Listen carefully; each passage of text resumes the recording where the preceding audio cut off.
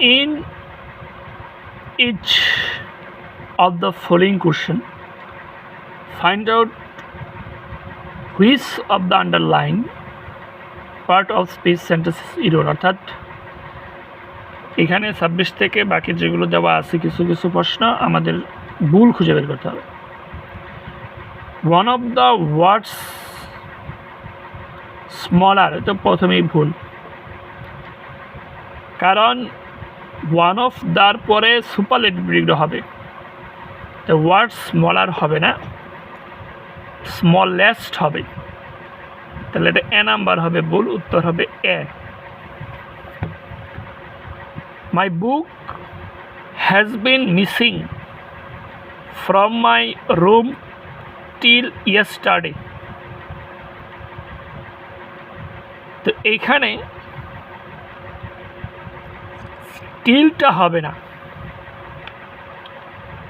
Since plus নির্দিষ্ট সময় আর 4 plus অনির্দিষ্ট সময় ব্যবহৃত হয়।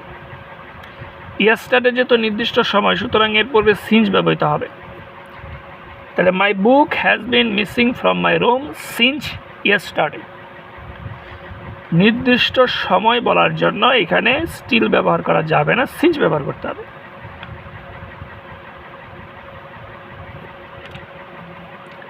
তাই স্টিল এর পরিবর্তে সিঞ্চ ব্যবহৃত হলে বাক্যটি সঠিক হবে। The management committee has requested me not to take any action unless and until I don't see all the document.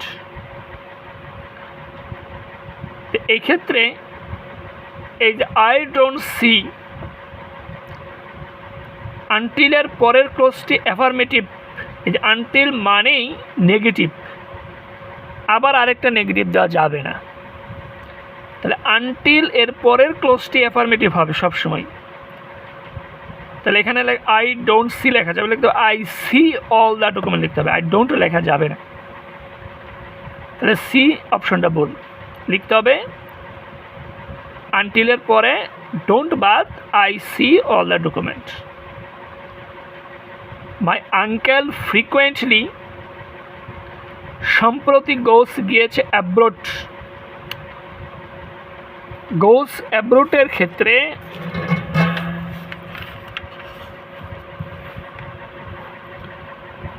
Home abroad ইত্যাদি বাক্যে অ্যাডভার্ব হিসাবে ব্যবহৃত হলে অ্যাডভার্বগুলোর পূর্বে প্রিপোজিশন কখনোই হবে না।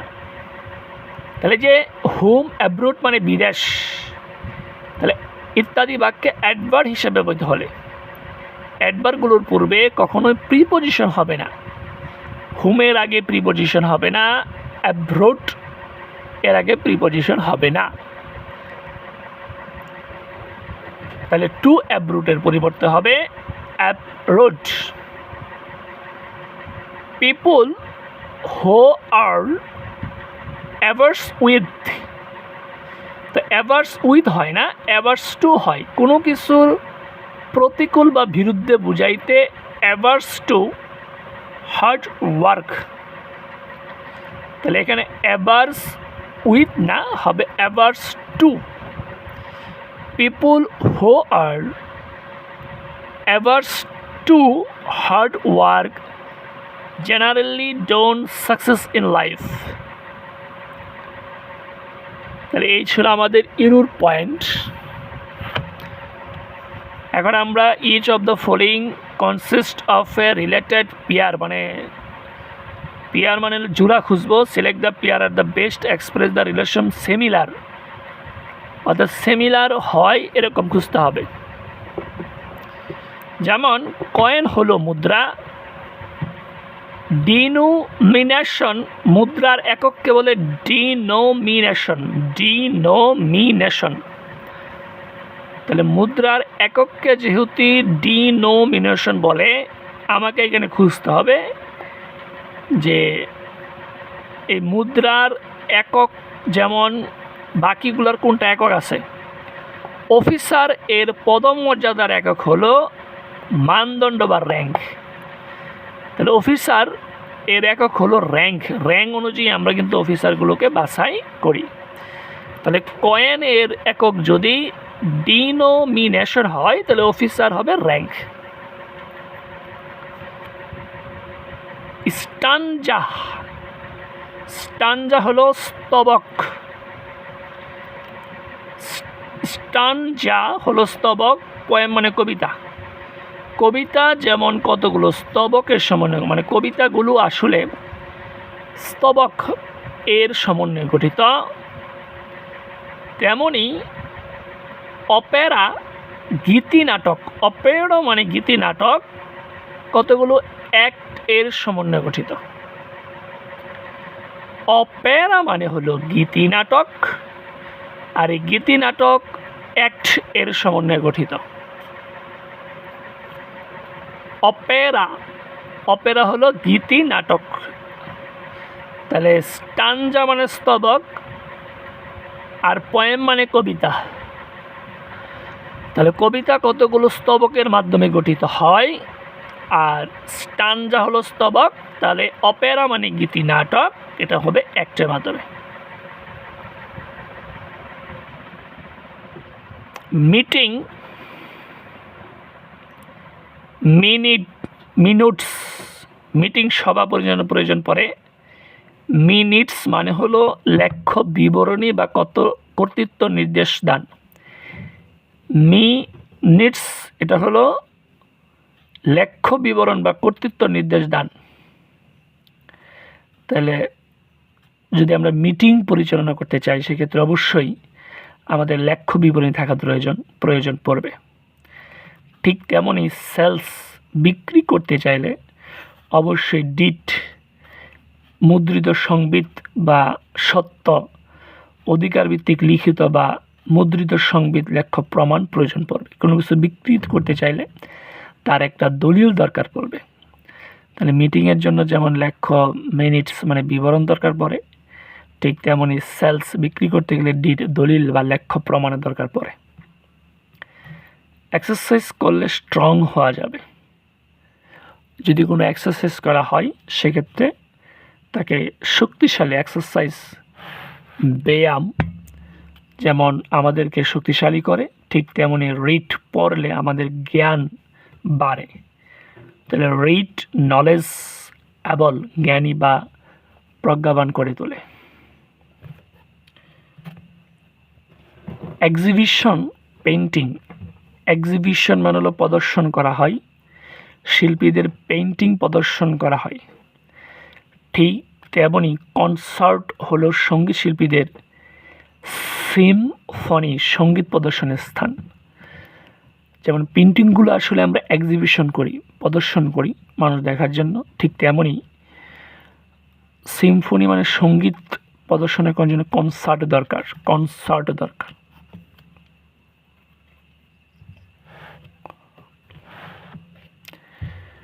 Each of the following item is followed by some alternative, choose the one best। অর্থাৎ আমাদের এখানে কিছু আইটেম ফ্রেজ দেওয়া আছে, তার অর্থ খুঁজে বের করতে হবে। টু বিগার্স ডেসক্রিপশন মানে হলো বর্ণনাতীত হওয়া, অর্থাৎ বর্ণনা করা কষ্ট। টু বিগার্স ডেসক্রিপশন এটার মানে হলো beyond one's power to describe adequately, বর্ণনা অতীত হওয়া, beyond one's power কারো একজনের ক্ষমতা, to describe adequately। তাহলে টু vigorous description মানে হলো বর্ণনা অতীত হওয়া। to break the ice মানে হলো, to break the ice হলো আনুষ্ঠানিকতা, কোনো নাজুক ব্যাপারে প্রথম পদক্ষেপ, অর্থাৎ টু স্টার্ট এ কনভারসেশন, কোনো কথাবার্তা শুরু করে দেওয়াটাই হলো to break the ice. To break the ice অর্থ আনুষ্ঠানিকতা, দ্বিধার সংকোচ কাটিয়ে ওঠা, কোনো নাজুক ব্যাপারে প্রথম পদক্ষেপ নেওয়াটাই হলো টু ব্রেক দ্য আইস, অর্থাৎ to start a conversation. All and sun dry, একত্রে সকলে মিলে, অল অ্যান্ড সানরাই হলো একত্রে সকলে মিলে, অল অ্যান্ড সানরাই সকলে মিলে, অর্থাৎ এটার মানে হলো everyone without distinction, everyone without distinction, অর্থাৎ সকলে মিলে যে কাজটা করা হয় এটার মানে হলো অল অ্যান্ড সানরাই, অর্থাৎ everyone without distinction. To put one's hand to plough, কঠিন কাজ করা বা ঝুঁকি নেওয়া। To put one's hand to plough, ঝুঁকি নেওয়া, এটা মানে হলো to take difficult task. To put one's hand to plough, অর্থাৎ ঝুঁকি নেওয়া। To put one's hand to plough, অর্থাৎ ঝুঁকি নেওয়া। To take a difficult task, to take a difficult task.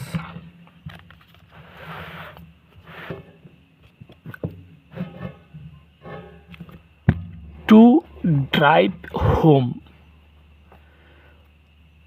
Drive home অর্থ কোনো কিছু উপলব্ধি করা, কোনো কিছুতে গুরুত্ব আরোপ করা। টু ড্রাইভ হোম, কোনো কিছু উপলব্ধি করা বা কোনো কিছুতে গুরুত্ব আরোপ করা। টু ড্রাইভ হোম, কোনো কিছু উপলব্ধি করা বা কোনো কিছুতে গুরুত্ব আরোপ করা।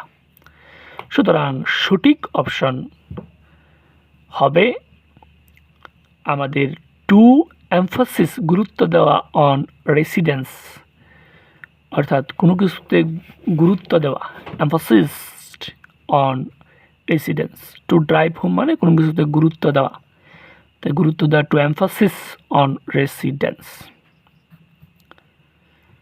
তো এই ছিল আমাদের idiom phrase.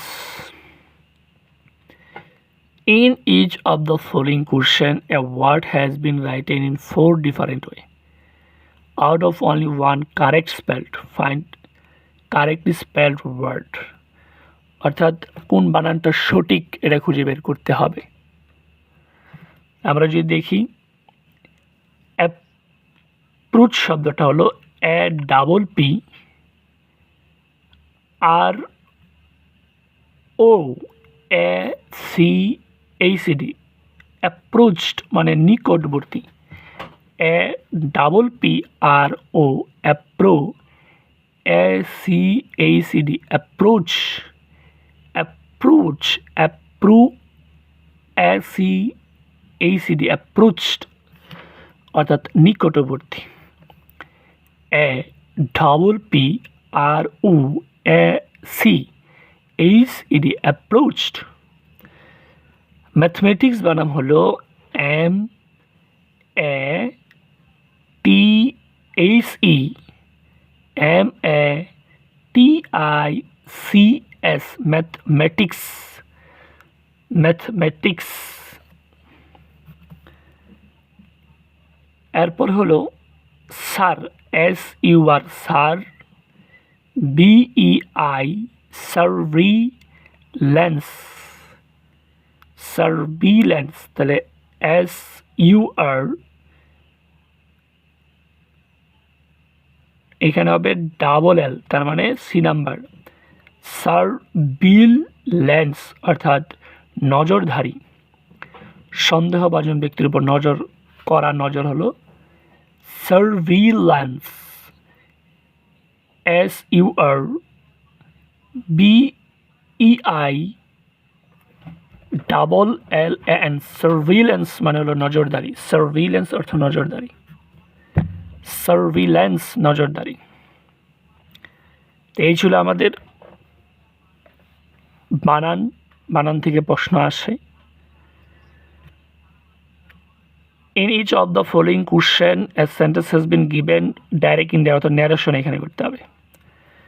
My friend said to me, আমার বন্ধু আমাকে বললো, has your father written home Chittagong? তাহলে এখানে my friend asked me if my father had written from চিটাগ্রাম, তার মানে এটা হবে বি নাম্বারটাই সঠিক।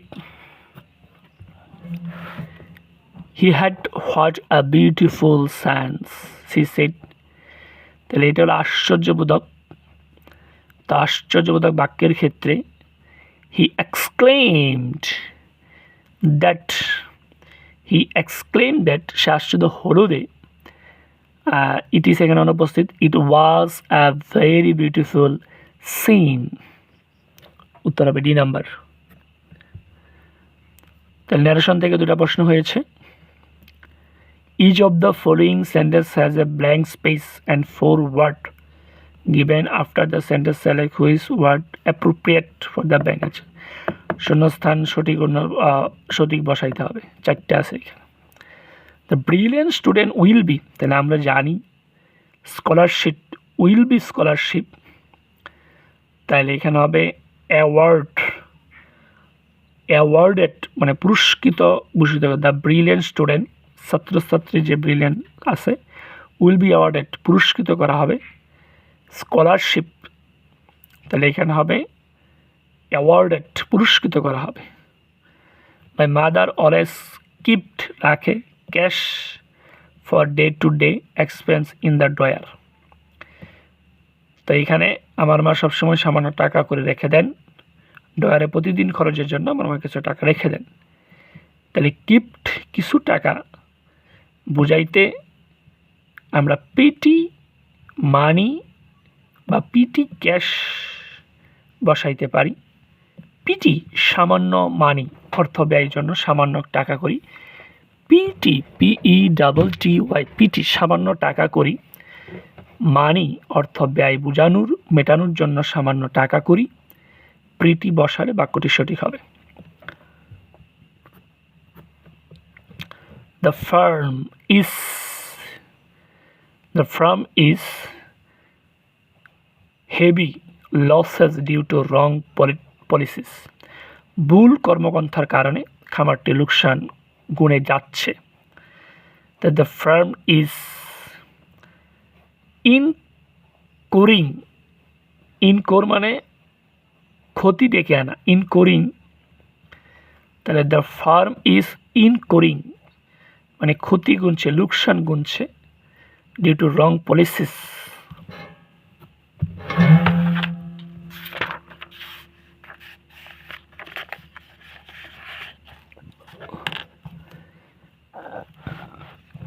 To promote trade, it is necessary for the government to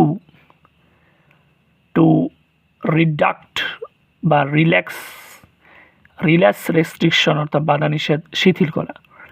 relax restriction মানে হলো বাধা নিষেধ শিথিল করাকে বলে রিল্যাক্স রেস্ট্রিকশন। বাণিজ্য সম্প্রসারণ রপ্তানির পর সরকারের বাধা নিষেধ শিথিল করা প্রয়োজন। রিল্যাক্স রেস্ট্রিকশন ব্যবহার করতে হবে, রিল্যাক্স রেস্ট্রিকশন ব্যবহার করতে হবে।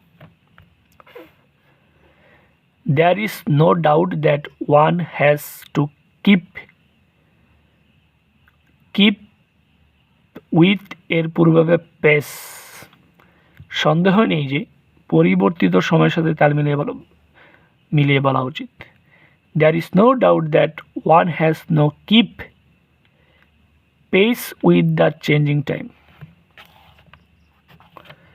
There is no doubt that one has to keep pace with the changing times. ধারাবাহিকভাবে পরের প্রশ্নগুলোর উত্তর করা হবে।